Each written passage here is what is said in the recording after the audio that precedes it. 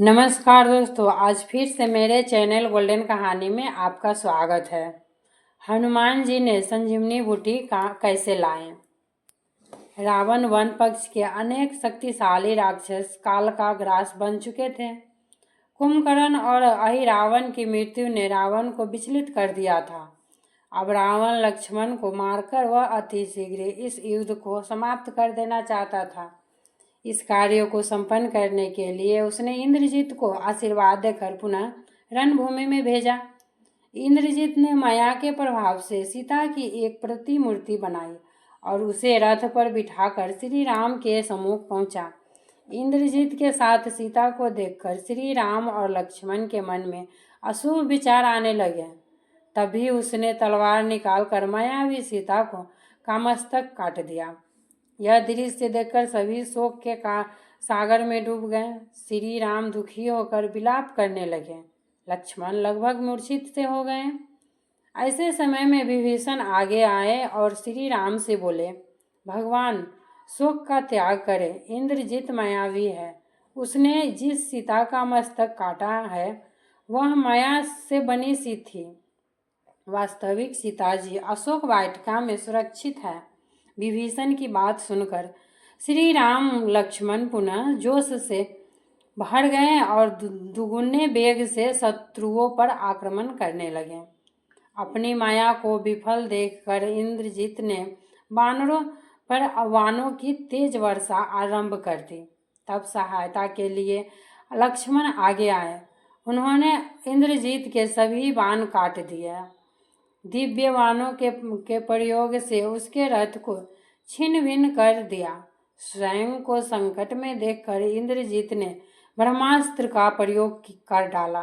ब्रह्मास्त्र के अमोघ प्रहार से लक्ष्मण मूर्छित होकर गिर पड़े। वानर सेना पुनः निराश एवं शोक सागर में गोते लगाने लगी।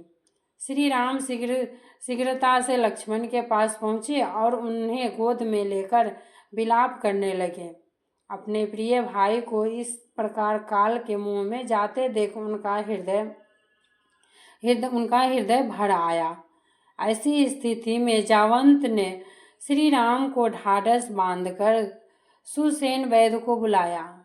निरीक्षण के बाद सुसेन वैद्य निराश स्वर में बोले, इंद्रजीत ने लक्ष्मण पर ब्रह्मास्त्र का प्रयोग किया है। इसकी काट केवल संजीवनी बूटी है जो हिमालय पर्वत पर मिलती है। सूर्योदय से पूर्व यदि कोई बूटी लाने का असंभव कार्य कर सके तो लक्ष्मण के प्राण बच सकते हैं।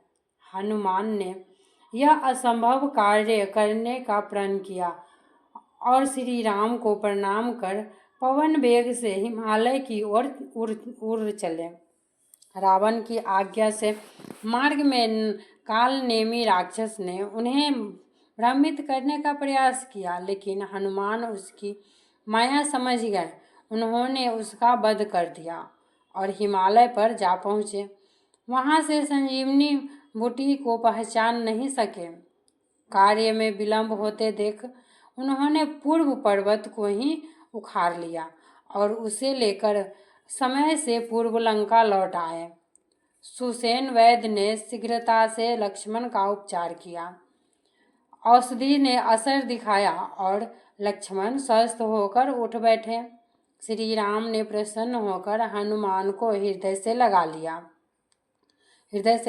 आज एक पुनः हनुमान ने उनके प्राणों की रक्षा की थी। हनुमान की जय जयकार से आकाश गूंजने लगा। तभी विभीषण बोले, भगवान इस समय इंद्रजीत हमारी कुल देवी के मंदिर में पूजा यज्ञ कर रहा है। यदि वह यज्ञ पूर्ण हो गया तो उसे मारना असंभव हो जाएगा। इसलिए यज्ञ पूर्ण होने से पूर्व उसका वध आवश्यक है।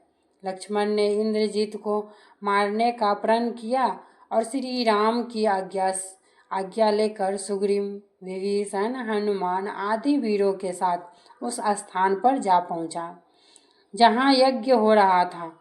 वानरों ने उत्पात मचाकर यज्ञ खंडित कर दिया।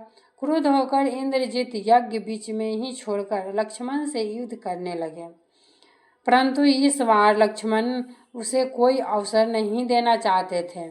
उन्होंने उस पर इंद्रास्त्र नामक शक्ति का प्रयोग किया। तत्क्षण उसका मस्तक कटकर भूमि पर जा गिरा। इंद्रजीत की मृत्यु से प्रसन्न होकर देवगण लक्ष्मण पर पुष्प वर्षा करते हुए विजय उद्घोष करने लगे। कहानी अच्छी लगी हो तो लाइक एंड सब्सक्राइब जरूर कीजिएगा और शेयर भी।